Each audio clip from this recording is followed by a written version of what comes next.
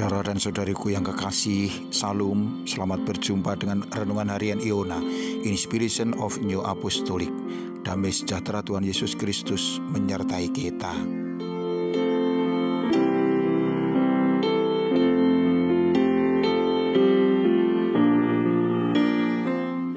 Kita akan membaca firman Tuhan dari kitab Yunus pasal 3 ayat 5 sampai dengan 9. Orang Niniwe percaya kepada Allah, lalu mereka mengumumkan puasa, dan mereka baik orang dewasa maupun anak-anak mengenakan kain kabung.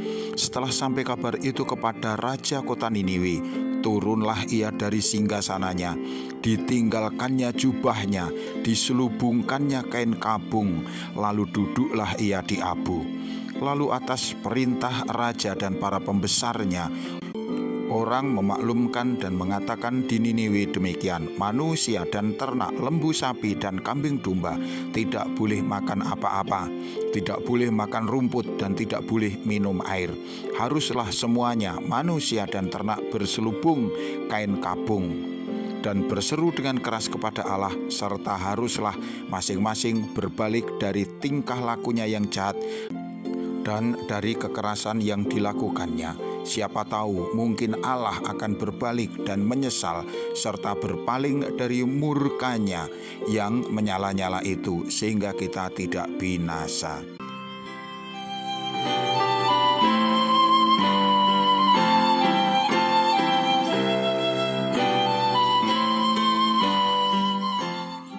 Saudara dan saudariku yang kekasih, setelah seruan pertobatan yang dikumandangkan oleh Yunus untuk kota Niniwe, maka di luar dugaan orang-orang Niniwe langsung percaya. Nas kita menceritakan bagaimana kesungguhan mereka untuk bertobat. Dari rakyat jelata, bahkan hewan ternak, lembu, sapi, kambing, domba, hingga raja mereka mau merendahkan diri di hadapan Tuhan dan berseru-seru memohon pengampunan. Tuhan yang adalah Allah pengasih melihat dan menghargai kesungguhan mereka dan memberikan kepada mereka rahmat serta pengampunan. Dalam peristiwa ini kita melihat adanya perbedaan yang begitu kontras antara bangsa Niniwe dan bangsa Israel itu sendiri. Bangsa Niniwe bukanlah bangsa pilihan Allah. Mereka juga sering disebut sebagai orang-orang kafir. Kehidupan mereka bahkan begitu jahat dan tidak mengenal rasa takut akan Allah. Akan tetapi demi mereka mendengar seruan Nabi Allah, mereka langsung percaya. Dan tanggapan mereka sungguh luar biasa.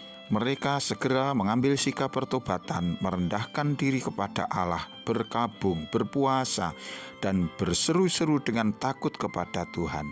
Di sini terlihat bobot pertobatan yang sungguh-sungguh dan tidak dibuat-buat. Pada bagian lain kita ingin membandingkan bangsa Niniwe yang kafir ini dengan bangsa Israel, bangsa kekasih Allah. Kemurahan Allah atas Israel sungguh tak terkira jumlahnya. Berulang kali Tuhan menunjukkan belas kasih-Nya kepada umat pilihan ini dengan berbagai cara. Namun kita melihat bangsa ini sepertinya sudah hilang kepekaan nuraninya. Berkali-kali mereka berbuat jahat, berulang kali pula Tuhan mengingatkan mereka, namun berulang kali pula mereka kembali melawan Allah. Begitu sering mereka bersungut-sungut dan menggerutu kepada Allah. Bukan sekali dua kali mereka menghujat Musa, hamba Allah yang ditentukan untuk menuntun mereka. Tak pula sekali dua kali mereka jatuh dalam penyembahan berhala.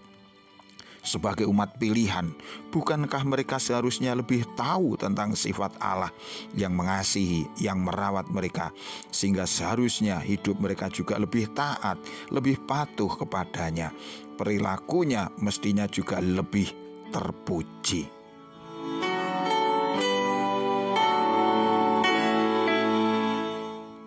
Saudara dan saudariku yang kekasih, peristiwa Niniwe dan juga perjalanan bangsa Israel memang sudah terjadi ribuan tahun yang lalu.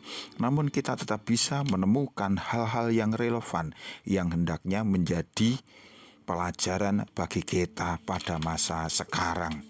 Mari kita jujur menilai diri kita sendiri. Dengan kelahiran kembali melalui air dan roh, engkau yang telah terima Yesus, maka engkau digolongkan sebagai umat pilihan Allah. Sebuah sebutan yang begitu baik dan mulia. Ini tentu tidak sekedar status belaka, melainkan harus nyata di dalam sikap hati dan perilaku sehari-hari.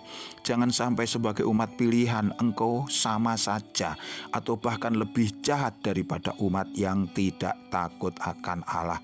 Periksalah kehidupan imanmu dengan teliti. Jangan sampai engkau kalah dalam menanggapi firman Tuhan dengan mereka yang tidak mengenal Tuhan. Dalam kisah Yunus, bangsa Israel yang adalah umat pilihan Allah justru telah menjadi gagal sebagai umat Tuhan. Israel yang seharusnya menjadi contoh bagi bangsa-bangsa lain yang belum mengenal Allah, tetapi justru Tuhan mengendaki agar bangsa pilihan Tuhan ini belajar dari bangsa lain yang mereka sebut kafir, yaitu bangsa Niniwe yang tidak mengenal Allah. Bukankah ini seharusnya juga menjadi perenungan juga bagi kita? Kita sangat bangga dengan status kita sebagai umat Allah. Namun apakah ini sudah dibarengi dengan kepatuhan kita yang sungguh-sungguh kepada Tuhan? Apakah hidup iman kita, perilaku kita telah sesuai dengan status yang mentereng ini?